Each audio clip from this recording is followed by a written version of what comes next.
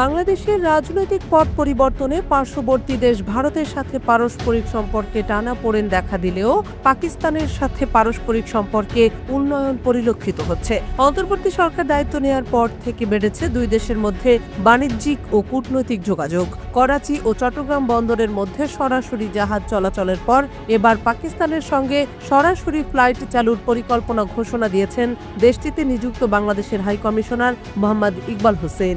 এতে করে উভয় দেশের মধ্যে দ্বিপাক্ষিক সম্পর্ক আরও জোরদার হবে। রবিবার এক প্রতিবেদনে এই তথ্য জানিয়েছে পাকিস্তানি সংবাদ মাধ্যম এক্সপ্রেস ট্রিবিউন।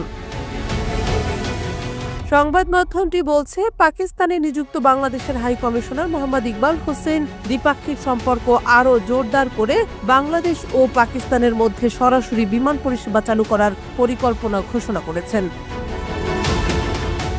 শনিবার দেশটির খাইবার পাখতুনখাওয়া প্রদেশের রাজধানী পেশোয়ারে এক সংবাদ সম্মেলনে বক্তৃতাকালে ইকবাল হোসেন দুই দেশের মধ্যে গভীর ও ঐতিহাসিক সম্পর্কের উপর জোর দেন এবং ভ্রমণ ও যোগাযোগের সুবিধার্থে সরাসরি ফ্লাইট চালু করার অভিপ্রায় ব্যক্ত করেন।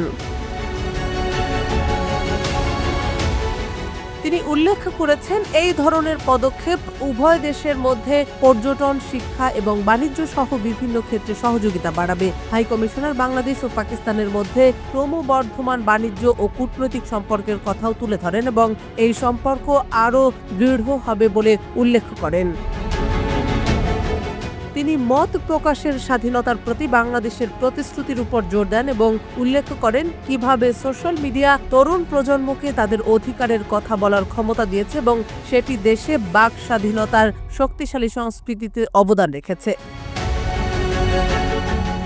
হাই কমিশনার ইকবাল হোসেন খাইবার পাখতুনখাওয়াতে বিশেষ করে স্বাস্থ্যসেবা এবং শিল্প খাতে বিনিয়োগের বিশাল সুযোগের কথাও উল্লেখ করেছেন। তিনি পাকিস্তানে বাংলাদেশি পণ্যের চাহিদার কথাও উল্লেখ করেন এবং এর পাশাপাশি চট্টগ্রাম এবং করাচিকে সংযুক্তকারী শিপিং রুটের মাধ্যমে দুই দেশের মধ্যে বাণিজ্য চলছে বলেও জানান।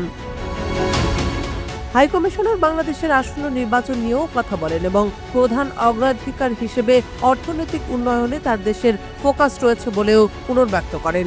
তিনি প্রতিরক্ষা খাতে ব্যতিক্রমী সক্ষমতার জন্য পাকিস্তানের বিমান বাহিনীর প্রশংসাও করেন।